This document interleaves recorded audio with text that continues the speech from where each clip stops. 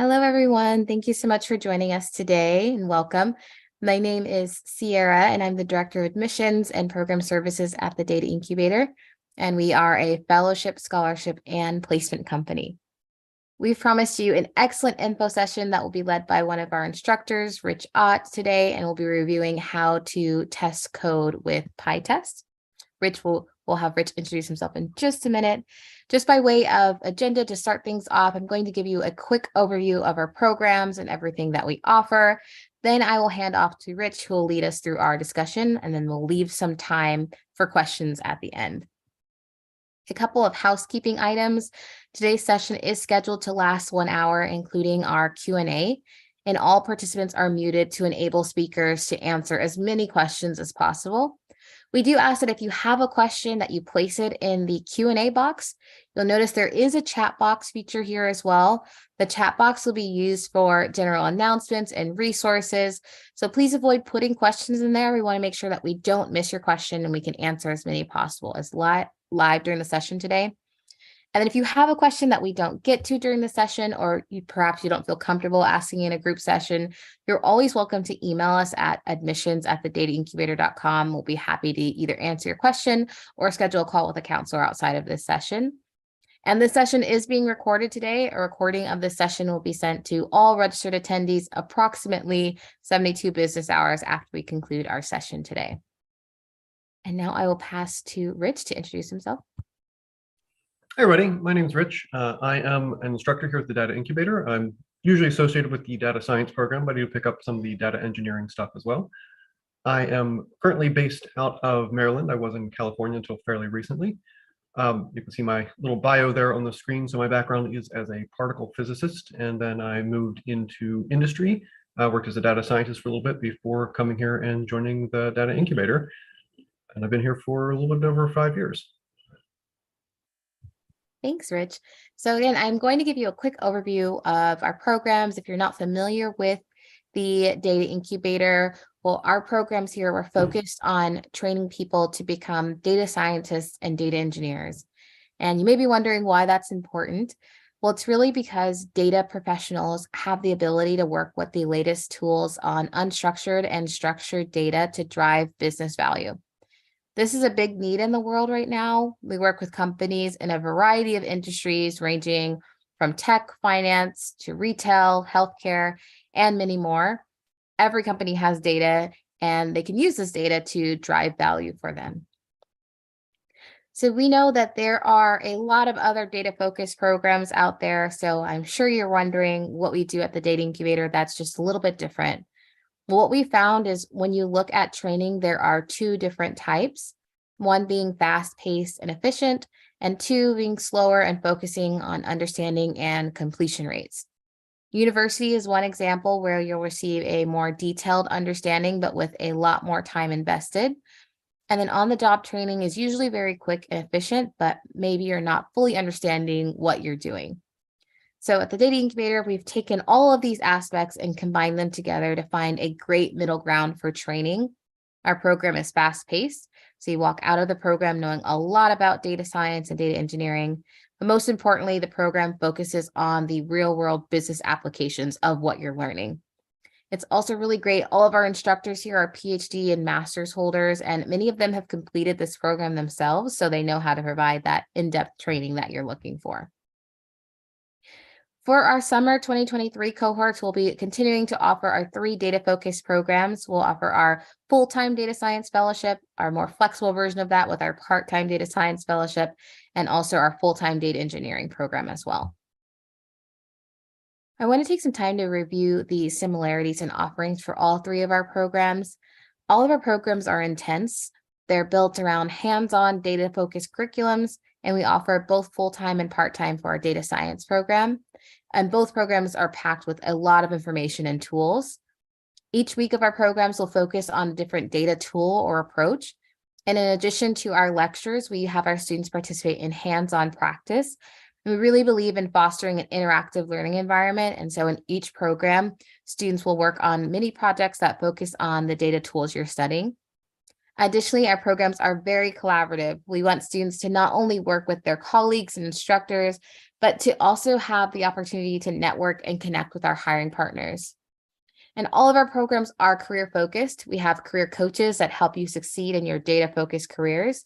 And you'll not only learn how to present your best self by attending our career search workshops, but you'll also have the opportunity to work with a top resume writing company to get you a polished resume and cover letter. And lastly, all of our programs are interactive. Every student in our program is provided a Jupyter server for the duration of the course, so you can follow along and lecture and see and edit raw code that's being run. And you also receive immediate feedback via our interactive grader. For our full-time data science program, this lasts for 8 weeks with classes held daily. You can expect to spend about 40 hours per week working on your assignments. And this is just a quick overview of the full-time curriculum broken down by each module that you'll study. If you would like a more detailed view, please email us. We're more than happy to share the full curriculum with you as well. With our part-time program, this lasts for 20 weeks with classes held on Tuesdays and Thursdays from 7 p.m. to 9:30 p.m. Eastern. And you can expect to spend about 10 hours per week working on assignments outside of class, and office hours are available each week. You'll receive the same excellent curriculum and training as our full-time program, but at a slower pace. And these sessions are still live and instructor-led, so you're able to interact with your instructor and your peers and ask questions. And then similar to our full-time data science program, we have our full-time data engineering program that also lasts for 8 weeks with classes held daily. Again, this is the curriculum broken down by module. If you'd like a more detailed curriculum, please email us. We'll be more than happy to share that with you. So that is actually just a little bit about our programs. I'm going to pause here and pass to Rich to lead us through our discussion today. All right, thank you, Sarah. So let me share my screen. So what I want to talk to you today about is testing code. And so I'm going to come at this by doing this from a little bit of a data science perspective. And so I have here some data about houses in DC, just data set I happen to have available to me. I'm going to note that it's here broken up into a bunch of little files. And so what I want to do is build a tool to process these files a little bit, just to clean them up and get that process started. I'm not going to go all the way to making a model. And I want to make sure that this code is working properly. So I want to build some proper tests. So I'm going to sort of mix things a little bit. I'm going to be working in this notebook to do some sort of playing around. And then I'm going to also work with actual Py files. So we'll be going back and forth a little bit here. But we're going to start pretty simple. We're going to see what's in these files. So I'm going to go ahead and open up one of these files. Let's just grab. That was weird. Okay. Let's go ahead and grab just the first one here. Let's see what's in here. And so, what's in here? So this is the data I happen to have available to me. I've already looked at this, so I know it's in here, but I see that it's got houses, and it's got how much they sold for. You can see there's quite discrepancies in price here.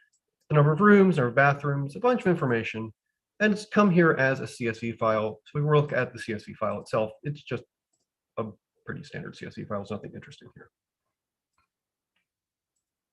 Okay, so this is what's in here. I notice a few things right away about it. All these column names are all caps, and I personally think that's terrible. Some of these have confusing names like EYB. What does that mean? It turns out it's estimated year built. I had to go look at the data dictionary for that. So I'm going to want to change these. If we look at what's going on here in the info, we'll see that some of these have null values. That's something we may want to pay attention to as well. But what I want to do, as I said, is I want to do some cleaning up here. I'm not going to go all the way to preparing this for analysis. That's not how far I want to go. I want to do some sort of pre-processing. And I think the very first thing I want to do is fix these column names. I personally don't like having column names that are all caps. I hate having to hit the caps lock key or holding the shift key. And I think they're just harder to read. So let's go ahead and fix that. So I'm going to do that first by just making a little thing, a little function here. That's going to tell it how to convert the name into the name that I want. It's not going to be as simple as calling dot lower, which would lowercase it, because I want to adjust some of these.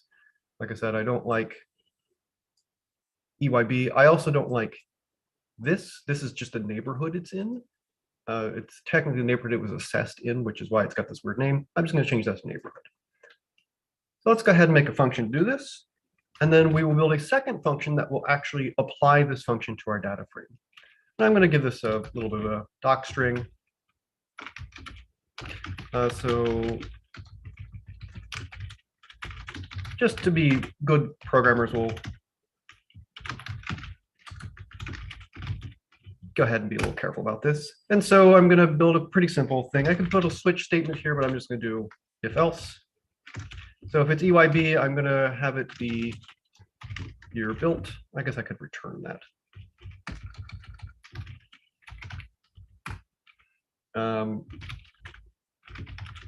If it's assessment neighborhood, I'm going to have it become just neighborhood. And else I'm going to return name.lower.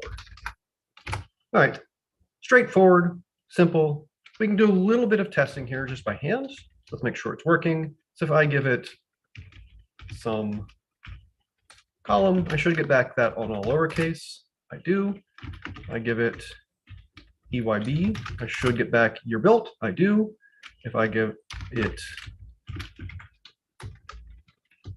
assessment neighborhood, okay. That didn't work because I spelled assessment wrong. There we go. No, I spelled assessment wrong again. I did. Wow, I can't spell it. There we go.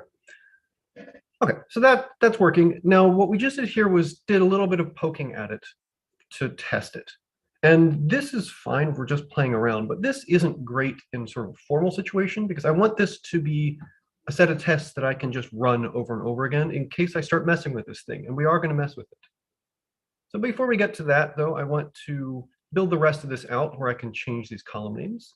And so what I'm going to do is I'm going to take advantage of pandas having a .rename function. And this will let me replace names. And I need to give it something to do this. It turns out the easiest thing to do here is a dictionary, where I would say things like take price and turn it to price. And we see that, sorry, I have to say columns. And we see here that it renamed the price column. So I'll go ahead and do that for all the columns. And the way I'll do that is to build a dictionary with a dictionary comprehension. And I'll say call, turn to column name of call. And I'll do that for all the columns in raw houses. And so that gives me a column name call for column name houses.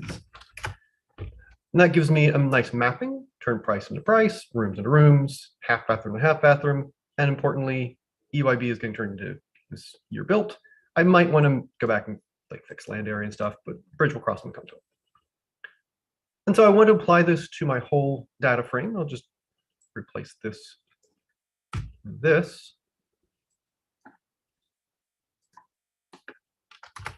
And there, it's renamed everything and everything's happy. I don't like this all getting printed on the screen, so I'll just shorten that up a little bit. Why don't we save this? And then we can print it. So, okay, this is a little bit cleaner. And so I'll build a little function to this because I want to apply it to all my data files. Right now, I'm only working with one sample file. So let's do that. I'll call this fixed column names. And I'll run it on some generic data frame. Applies column name to each column. And I'll just run that little bit of code there. Return df.rename. And I'll just copy this. I will have to make a small adjustment because this needs to be acting on df, not raw houses. There we go. And let's make sure that's working. Fix column names on raw houses. Yep, that did work. And I'll save this again.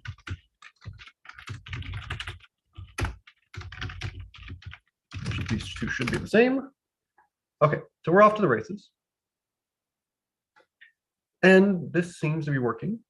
But let's formalize this. Let's make sure we're doing this right. So I, like I said, want to run this on a bunch of files. So I'm going to make a little program to do that. It's like I said, we're going to switch back and forth a little bit here. So I'm going to make a new directory here. And I call it src for source. This is common. You don't have to call that. You can call it whatever you want. I'll make a new file here, a new py file. And I'm going to call this, I'll just call it etl.py. So ETL is extract, transform, load. It's data science parlance and data analysis parlance for taking data and sort of cleaning it up. And so let's go ahead and just reproduce our code. And I'm going to import sys for reasons you'll see in a minute. I'm just going to copy my functions over to this. So I need this column name function. And I need this fixed column names function. And now I have to have some way to run this. So I'm going to start real simple. I'm just going to define an ETL pipeline that will take in a data frame and run my whole pipeline. I'm going to have several steps in here eventually. Right now, it's just going to return fixed column names in the data frame. And I'm going to build a little thing here to run it from the command line, just to be able to show that it's working. And I think what I'll do is I'm going to read in arguments from the command line. So we can skip the details of that for the moment, but just know that when I run this, I'm going to give it arguments. So I'm going to say Python etl.py, and then a file name, and then another file name. And those are going to be the file to read and the file to write to. So I'm going to have this read in from a CSV file and write out to a CSV file. So go ahead and read this in real quick. So I'll go ahead and read this in. And I'll have an out that I'm going to create by running my pipeline on the source df. And I'm going to print that to a file. And I'll let the user specify what that file is. So this is our sort of very simplest program we can possibly have here that will apply our data pipeline. So let's give this a whirl, make sure it's working. And I started the wrong thing. Let's close that. I want to do terminal. So here in the command line, oh, put me in the wrong directory. Okay, give me a sec.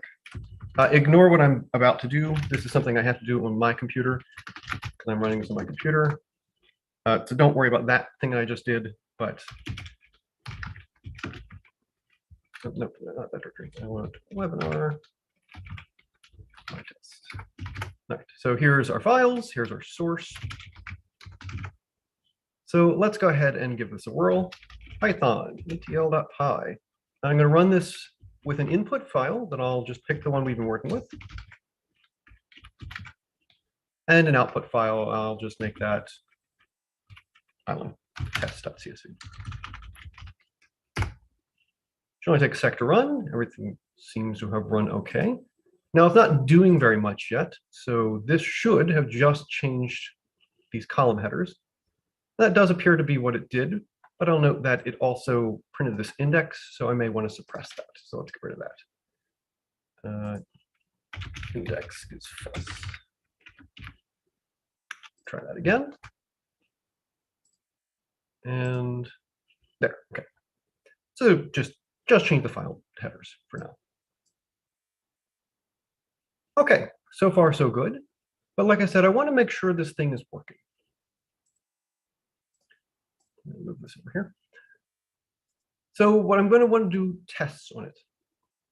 And so, like I said, we poked that up a hand a little bit here, which is great for playing around this notebook, but not so good for code we actually want to run. Because I could do that sort of thing here, but it's really obnoxious. And if I were to change anything, I want tests that verify that it's working correctly. So I'm going to go into the source directory, and we're going to start making some formal tests. And I'll do that here by making a directory called test. We're going to use a tool called Pytest. If you use Pytest, when you run it, it will look for a directory called test or tests or a couple other things and look in there. And any file that starts with the word test, it will say, hey, this must be a file full of tests I should run. So let's call this test rename. And so any function I define in here will be, as long as it starts with the word test, Pytest will run it automatically for me. And so let's make some tests. Well, we can start simple.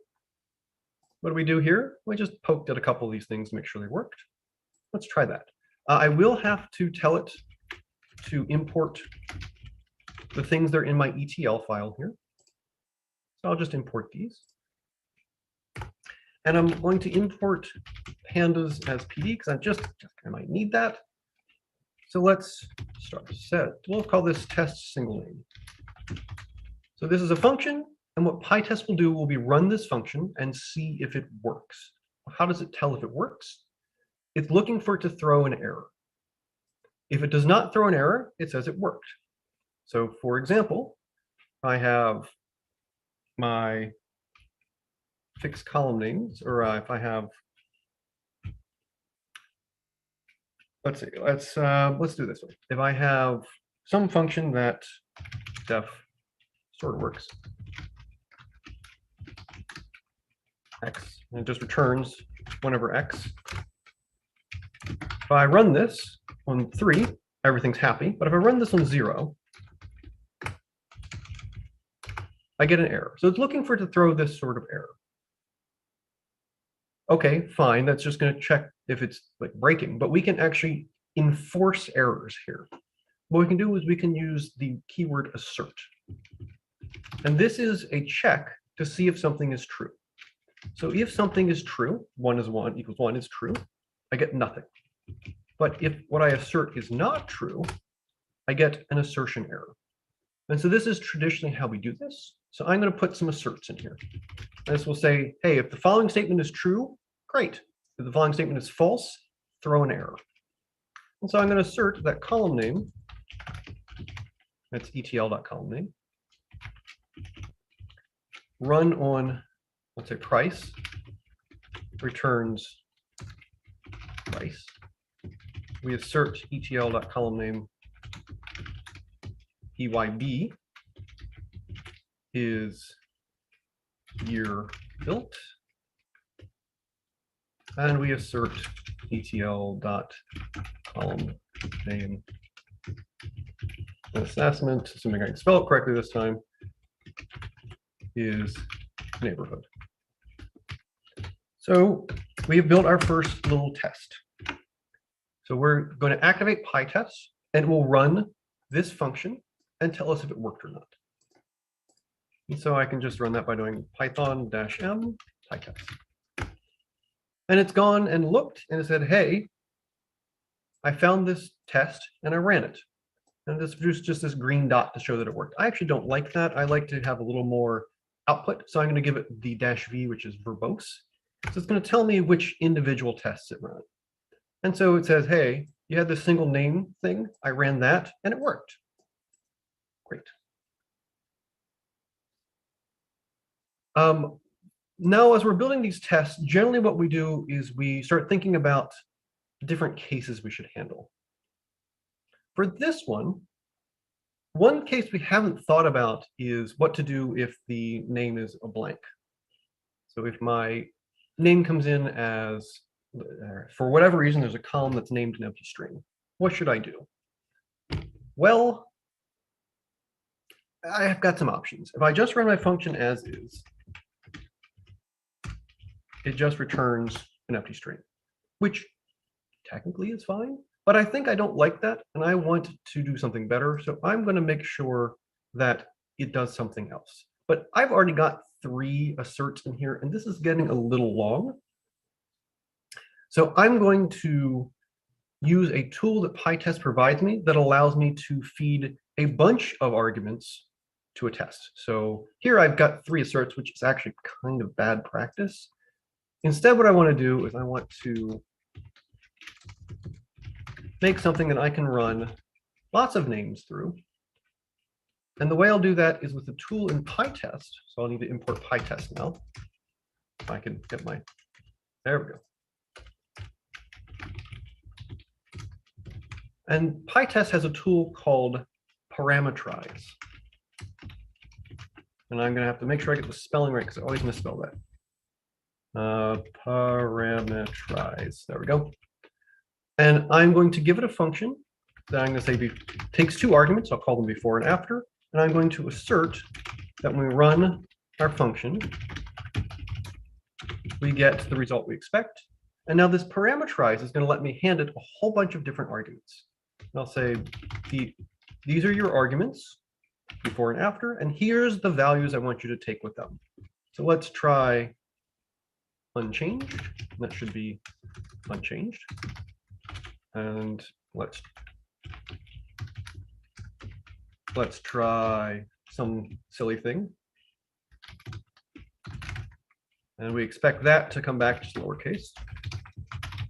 And how about that half bath?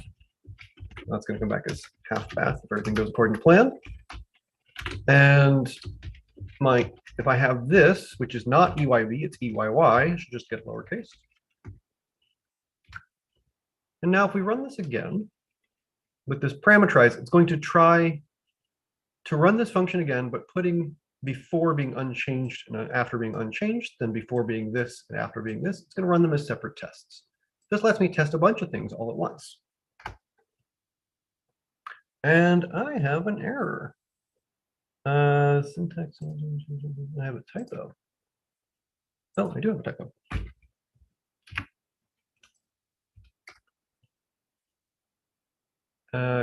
Column name is not defined. Oh yeah, it's not, is it? I need to ETL dot. Okay, one more time. There we go. And what we see that it has taken my test and broke it into a bunch of little tests, which is actually what we want. This is not ideal because when this fails, I'll know that it failed, but I won't necessarily know which line caused it to fail. One of these failed. Here it's just telling me this one passed, and we can see that right here in the output, it's telling us with this input and this output, it passed. This input, this output passed. Great. This is what we want. Now, like I said, we have this problem with the blank ones.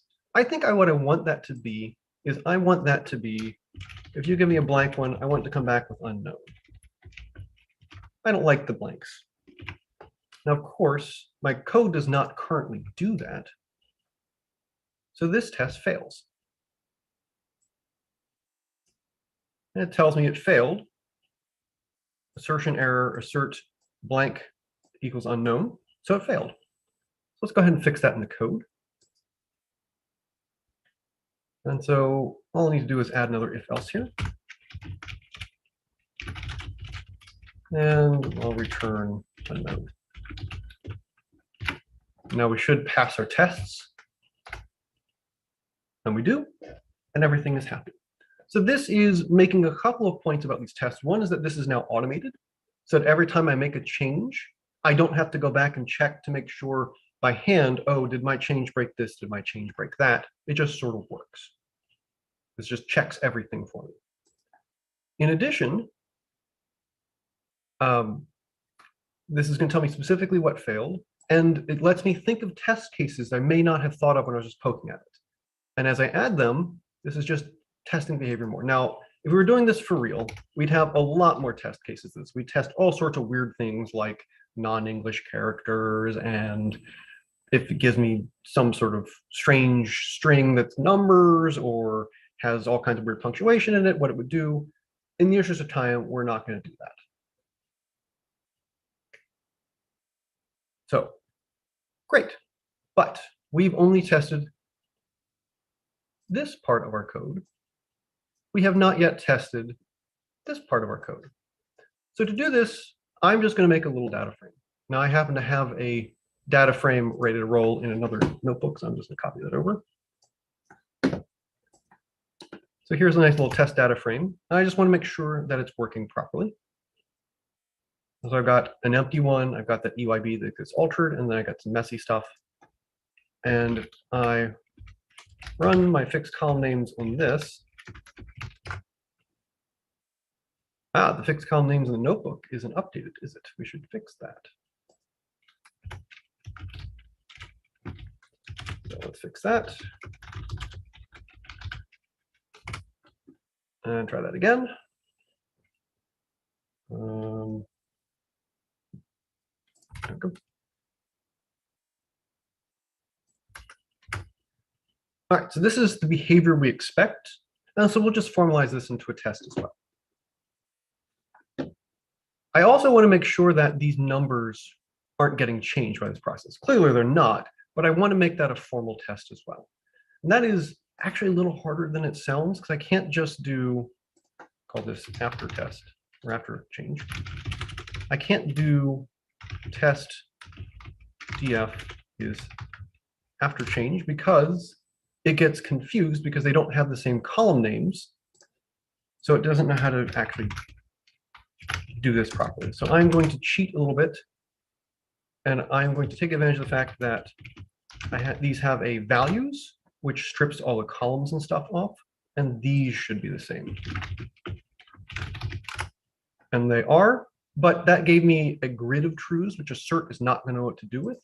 So I'm going to have to apply np.all, which is just a tool that says if any of these, actually I think all itself will do it. No, I have to do np.all. I have to import numpy, don't I? And this will just take all of those, and if all of them are true, it will return true. All right, so we've got our pieces we need for a case, a test now. So I'm going to call this def test data frame rename. And I'm going to go ahead and create that data frame in here. And if you're thinking, boy, that's kind of messy to have to reproduce this data frame every time I run this, like actually, if I want to write a different test, I put another reproduce the data frame. You're right, and there's a tool that will help us there as well. We'll get to it in a minute. And so all I want to do is I want to assert that the, let's go ahead and alter this. And we will call this etl dot fix column names for my test df. And I'm going to assert that this data frame's columns are equal to, well, they should be price, year built, messy, case, under, and unknown.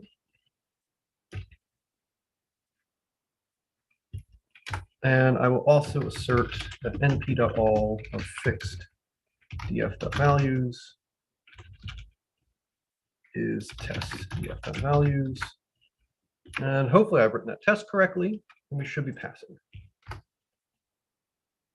Okay, name error. Oh, I didn't import numpy. That would make it be a problem. Import numpy is np. All right, and there we go. So now this is a set of formal tests that if I were to tinker with these more, maybe I'll come back to it later and tinker with things. Maybe I want to actually fix some of these other names. Maybe I don't like land area, and I want to change that. Or I don't like bedroom instead of bedroom, or bedrooms, because a lot of these are plural. If I want to go back and fix that, that's fine, but I don't want to break the things I expect to work. So this test will let me track that. Great. So we've got some basic testing going. Now, I said we were going to do some processing on this data. There's more to processing than just renaming columns. So let's work with our renamed one, because I'm lazy. And we will take a peek at the actual data itself. So if you haven't seen this before, this gives me some basic statistics in all the columns, things like the mean and the minimum and the maximum. And so let's look through these real quick and see that most of these are okay, but there's some weird stuff in here, like we have potentially places with 0 kitchens. That could happen. I definitely have looked at apartments like that and quickly went the other way when I found that out. Places with 0 bedrooms, I guess that would be a studio, but 0 bathrooms, I don't think that's legal. So that's clearly some sort of flaw in our data. We'll want to get rid of those. On the other end, we've got places with 1 kitchen, and we got places with 44 kitchens. Something seems wrong there.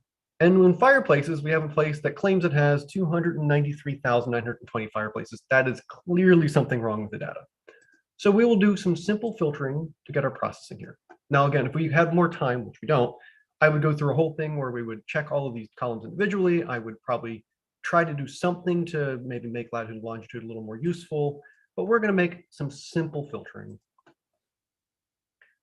So let's look at these kitchens, see if we were dealing with a lot of problems or just a few. So I'll take my renamed and I'll make a histogram of kitchens. And we get, well, let's look at this on the log scale.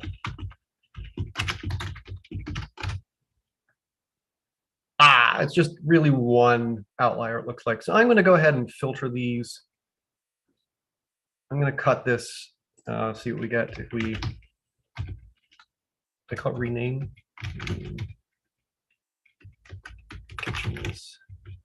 We'll just see if it's less than 20 and see what that gives us. Okay, that's more reasonable. 4, that's probably a larger building. That might be a mansion or it might be a small apartment building. I'm going to set a cut on this. I'll just leave it at 20. It's not hurting anything. We could probably be a little more aggressive and cut it at 10 or something. But we'll want to make a function that does this cut. Now I'm going to make a general cut function that does filtering because I'm going to want to be able to cut to get rid of those 0 bedroom ones and the ones with lots and lots of fireplaces. I'm going to make a general one. I'm going to say, hey, given a data frame and a column and a low and a high, note that I'm putting defaults in here. So if you leave off the low, you leave off the high, it'll still do something. So here I just want to cut on kitchens less than 20, but I'm not going to worry about this 0, although maybe that's something we should worry about. It has negative kitchens. It's a whole different problem. So if the low is defined, I'm going to say my data frame is got a cut where it has a minimum low. If high is defined, my data frame has a cut that's less than high, and I'll just return that data frame. And we'll specify that down to the kitchen. And we'll just say return filter df kitchens high is 10. I'm sorry, 20. And then I'll give that a shot and see what happens. And we'll just describe this. And if everything has gone according to plan, what I should see is that my kitchens max out at 20. They actually max out at 6. That's less than 20, so we're good. So the kitchen filter seems to be working. We could probably do some more tests to see how many rows I got rid of and all of that. But let's go ahead and move this into our Py file here.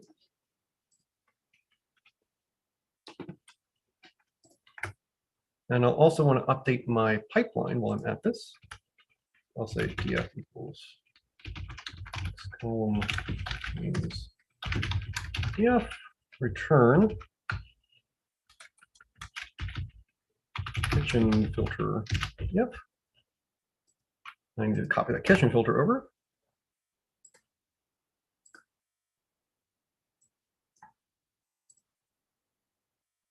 There we go. All right, and so this should run. Let's give this a whirl to see if it actually runs. Okay, it seems to run. So let's build some tests for it. Now I don't want to put these in the same file, so I'm going to make a new testing file. I'll call this one test filter. And then I'm going to get those same imports. And you know, I've imported the same stuff as before. And now when I run these, I'm going to need a data frame to test on. These are expecting data frames. So we need to build us a data frame. Now I don't want to build it in the test. That's going to be really annoying. because then if I have multiple tests, I have to build data frame over and over again. What I could do in principle is build the data frame out here in the global scope, make some test data frame. But this is a bad idea. This is a bad idea because my tests might accidentally alter this data frame in some way. So I don't really want that. So what I want is a clean data frame that gets recreated every time. And Pytest provides us with something to do that called fixtures. I'm going to build a function that makes a data frame. Now I'm copying this from another notebook so we don't have to sit here and watch me type out a data frame. This just makes a little data frame. This is just a sample data frame. It's very simple. It's just got the basics of what we need here. Because I know I'm going to cut on fireplaces as well. And I wanted some stuff that doesn't get cut. And then I'm also going to make an empty one. Because this is probably something I should check. I haven't checked this yet. How does my system respond to an empty data frame? So why don't we go ahead and start doing this? So I will take this function, just pop it in this notebook. And what this will do is will let me,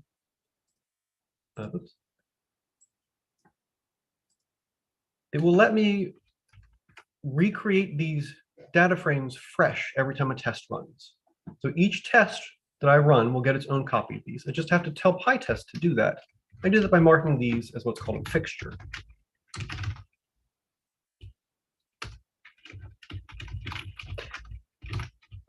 Now, if you're at this moment thinking, well, why don't you just write your test and call this function inside your test? Yes, technically that does the same thing.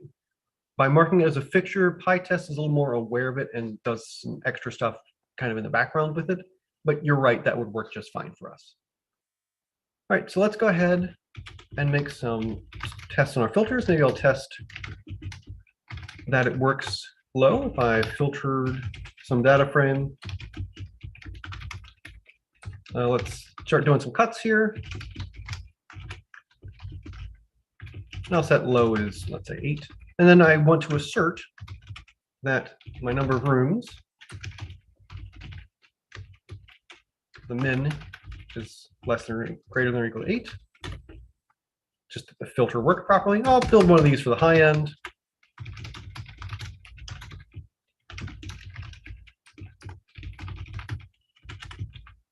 And I will also build one of these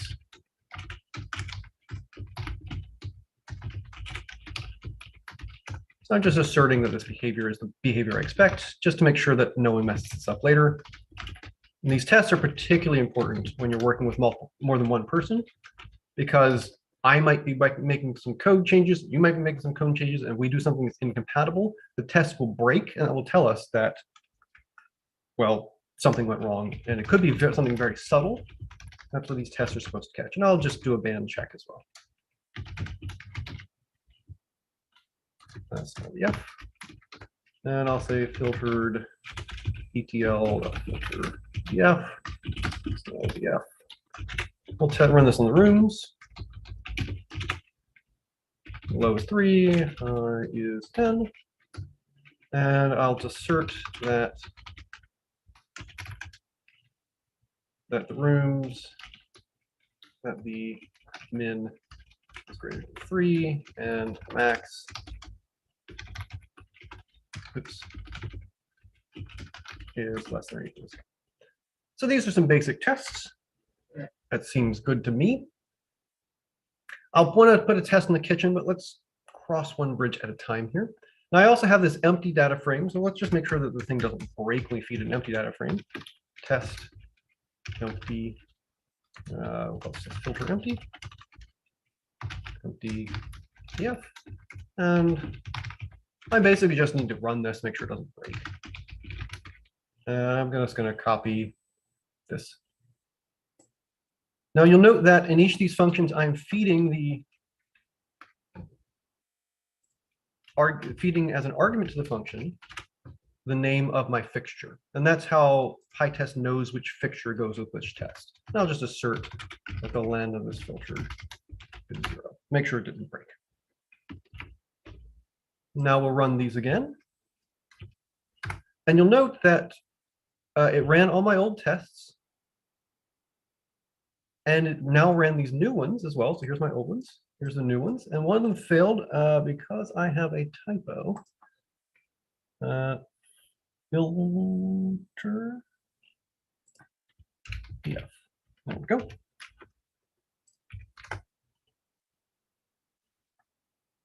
Okay.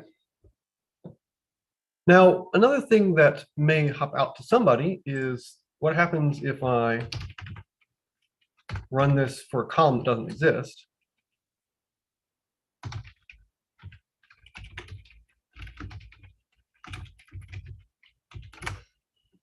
Right now, this throws a key error. That seems like a very reasonable thing for it to do to me.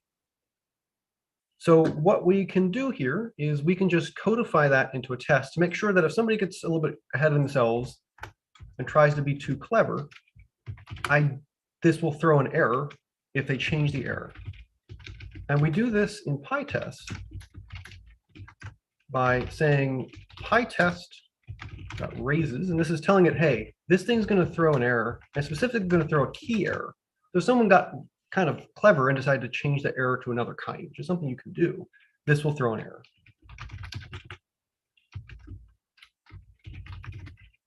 And I'll just have it pull from, I'll just call it nope again. So this is going to check, hey, did this thing throw a key error? And again, if everything goes according to plan,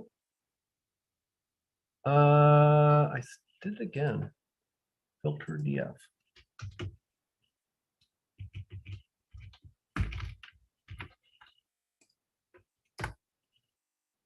Hey, there we go. And now if, again, someone got ahead of themselves and changed this error to a different type, then this will go ahead and catch it. So that this is verifying that we are doing what we expect to do. Now we are running a little low on time. I'm gonna just pop the test in here. So let's go ahead and make a test for our kitchens, and then we'll go ahead and call it. I have a few more things I wanted to do, but this ran a little bit longer than I expected. So let's make sure that the tests here are working. So let's see. I'm going to go ahead and run the kitchen filter. And I expect this is the only one that should fail. So I should have 1, 2, 3, 4, 5. I should just lose one. So let's just assert that len of filter is len of small df minus 1. So I should only have one there. And that test failed. Assertion error. Oh, okay. So it says that it got length 4, and that is not 5. What happened here? Let's try our kitchen filter, or small data frame. Oh, this filtered out the null. Oh, we're going to need to fix that. So this is another thing that happens in testing all the time, is you discover things didn't quite work the way you wanted to. So we'll just have to alter this a little bit, and I'll alter this to keep the nulls.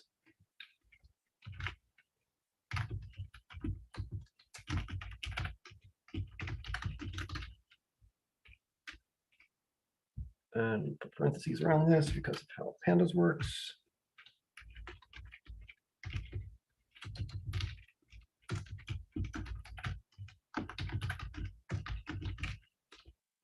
All right, let's run that again. And now the null's preserved. So we'll make that same change over here. I'm just going to replace this wholesale.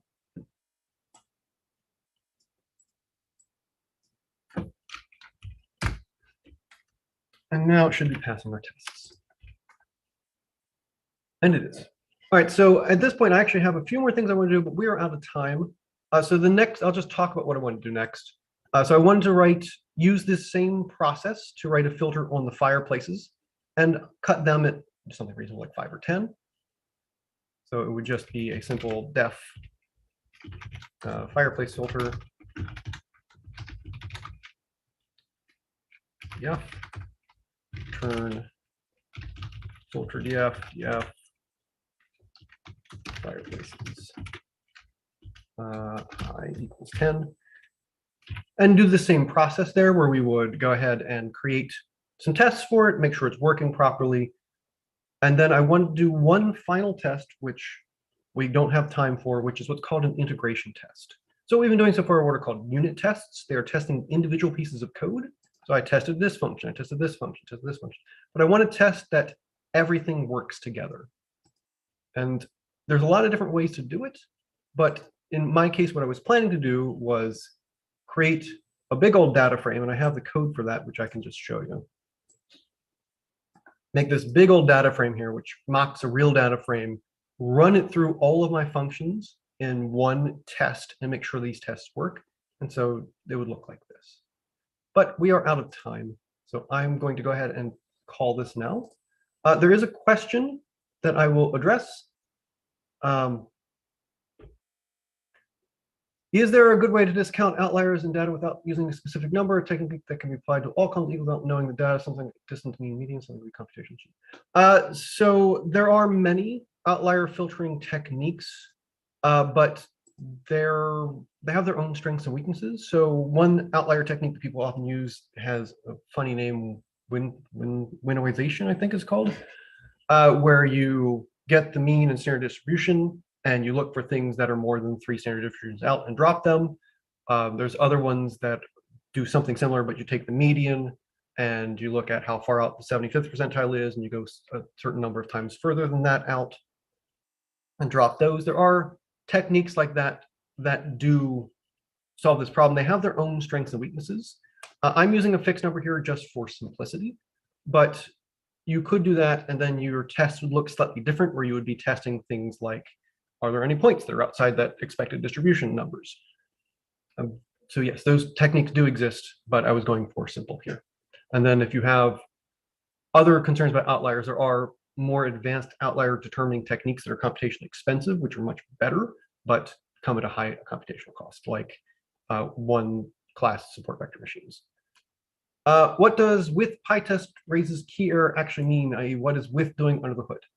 So with is actually a generic thing in Python that sets up a little environment.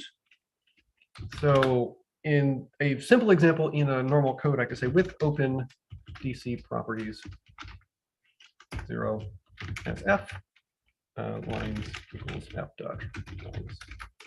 And so what this does is, any code that is inside this with block, so it's indented inside this with, has this f exists and has the value I got by opening this file. And so my lines contains that, but I can't do this anymore because f is gone now. It only really existed within this block. And these blocks are special because they will do special things. Like in this case, it automatically closed this file. In this case, it's saying anything that exists in this block, if it raises an error, catch that error, and that's okay. If it raises a different kind of error, that's a problem.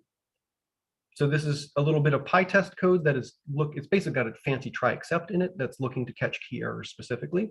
So you can think of it as a fancy try except that Pytest is more aware of. All right, so thank you, everybody. Apologies we didn't get all the way through that, but I think we got enough to get the gist of it. So I will hand this back over to Sierra, I believe. Thanks, Rich. Let me just get my slides pulled up, and then we will continue on just wrapping up our program overview. Still, if you have questions for Rich or about the program, please put those in the Q&A box. We will be opening up that very soon. Hopefully you all can see my slides. Okay, perfect. So one of the things we also wanted to touch on before we wrap up today are scholarship offerings. And we get asked pretty frequently if we offer scholarships to any of our programs. And the answer is yes, we do. We offer scholarships for all of our programs. We admit 2 types of students into our data science and data engineering programs. Fellows are offered a tuition-free scholarship to our full-time program, and we offer a limited number of these scholarships to highly qualified candidates. And scholars will pay tuition to participate in our program. They are not required to interview solely with our hiring partner network and may maintain their current employment. Scholars still have the same access to curriculum and resources and tools as our fellow students, and then full tuition scholarships are not offered for the part-time program. We're also continuing to offer our Women of Excellence in STEM scholarship and our Equity and Diversity and Data scholarship for our summer 2023 cohorts. These scholarships aim to help remove barriers and provide opportunities for women, veterans, LGBTQIA+, and students from racial and ethnic backgrounds that are traditionally underrepresented in technical roles. Our scholarship applications are open now. You do have to fill those out before moving on to the interview stage, so make sure to get those completed sooner rather than later. You can visit thedataincubator.com/programs/scholarships to review the qualifications and apply for those scholarships today. A big component of our program that we really pride ourselves on is helping our students not only grasp data science concepts, but also getting a job in the field. For our data science fellowship program, 97% of the students that go through our program are currently employed outside of academia, and 88% are employed within 6 months of completing our program. That's really part of the challenge, is not only learning the content, but being able to transition into a data science or engineering role. And that's really where our program stands out, because we help you to do both. So where are our graduates now? Where are they working? What are they doing? Well, our graduates are working in over 55 different industries, and some of the most common industries we see are computer software, IT, financial services, and biotech. And some of the typical job titles we see are data scientists, data analysts, research scientists, product manager, and many more. These titles and roles vary depending on the company and industry, but these are just some of the most common roles we've placed in the past. And many, if not most, of our current hiring partners are also looking for data engineers, and we've seen the demand for this role has grown about 40% year over year. And we've also seen that our graduates are earning more than 20% than industry standard, which is very exciting to see. Here's a short list of some of our data science fellowship hiring partners. As I mentioned earlier, many of these companies are also hiring for data engineering roles as well. And for our students participating as scholars, we have some really excellent financial aid options as well. So in addition to our scholarships, we've partnered with LEAP to provide an income sharing agreement. It's a great option for a lot of our students. You can participate in our program with just a deposit down, and you won't be required to make any payments until you've graduated and are working and earning more than $40,000 annually. We also have 2 additional finance options available through LEAP, a tuition installment plan, or the TIP plan, and a contingent payment plan, which is our CPP. For the TIP plan, it allows you to make fixed monthly payments over 12 months. And the CPP, you are also able to participate in the program with just a deposit down, and you won't be required to make any payments until you've graduated and are working and earning more than $50,000 annually. And after that, you'll make fixed monthly payments over 24 months. We also provide loans through Ascent, and there's 3 different options there: deferred repayment, interest-only repayment, and immediate repayment options. And then lastly, for many of our programs, companies are willing to sponsor or pay for their employees to go through our program. It's a win-win. You get to learn great stuff in the evening that you're able to apply to your job during the day. So if this is something that you think your company would be interested in, or you would like to present to them, we do have a letter we can provide you to outline all of the benefits of our program and attending. So where are we right now? Well, we run multiple cohorts a year, and our spring cohort applications just recently closed. We're getting ready to start our classes for our spring cohort, but our application for our summer cohort is now open. The summer cohort, full-time cohort, will run from June 26th through August 18th, and the part-time cohort will run from June 26th through November 10th. Just some specifics about the application. We ask that you submit your application by March 31st for the early admissions deadline. And if you're applying for a full tuition scholarship spot, or to be considered as a fellow, as we consider it for our scholarships, you will need to submit a coding challenge. So you'll then have 72 hours after the application deadline to complete your coding challenge. And again, 72 hours from the time that you open it. And the challenge deadline is April 3rd. You can't complete the challenge unless you submit the application. So just in general, I recommend you complete the application and challenge sooner than later to avoid any sort of technical issues. We're unable to reopen the application or challenge after the final deadlines. If you're applying as a scholar, the coding challenge requirement has been waived, so you're not required to complete the coding challenge. You will just need to submit your application and then attend admissions interviews when the schedule opens. That's for our early admissions. We do offer regular admissions after our early admission cycle. You may be wondering, what's the difference? Well, we evaluate applicants on a first come, first served basis. So if you just want a better chance of earning a fellow spot or full tuition scholarship, being selected for one of our partial scholarships, or just knowing earlier if you've been accepted into the program to secure financing, I absolutely recommend applying for the early admissions application. We also offer a priority enrollment package for all of our programs that includes access to a Python training course, early access to career services, and a one-on-one with a data science resume writer, as well as $2,000 off your tuition for direct payment. So if you're interested in applying to our program, which we hope that you are, you can go to thedatincubator.com/apply to submit your applications. And if you have any questions about your specific situation, this presentation, or just going through the application process, please reach out to us at admissions@thedatincubator.com, and we'd be happy to answer your questions. So at this point, if you have a question, now we're going a little bit over time, but we're happy to take a couple questions from the Q&A box. So it looks like this question is for you, Rich. Yeah. So what would be the best practice you have to read to test on several larger files for your own file? So the question here fundamentally is, and this is actually something I was going to address if we got there, how do you deal with when you want to test on a bigger chunk of data, like you have an example file you want to test from? You want that to be read fresh every test. You definitely want that to be a fixture. So you would write a fixture that reads that file. Now, there's a little bit of a risk there because then you're required to make sure your tests and your files that you're reading from stay in sync. So hopefully you have some sort of checks on that file as well that you're keeping track of. But that is how you do it, yes.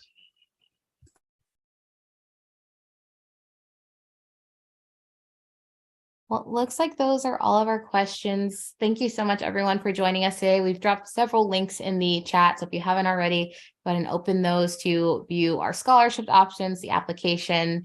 And again, if you have any questions that you'd like to ask offline, please email us admissions@thedatincubator.com. Thanks so much, everyone. Have a wonderful day. Thank you, everybody.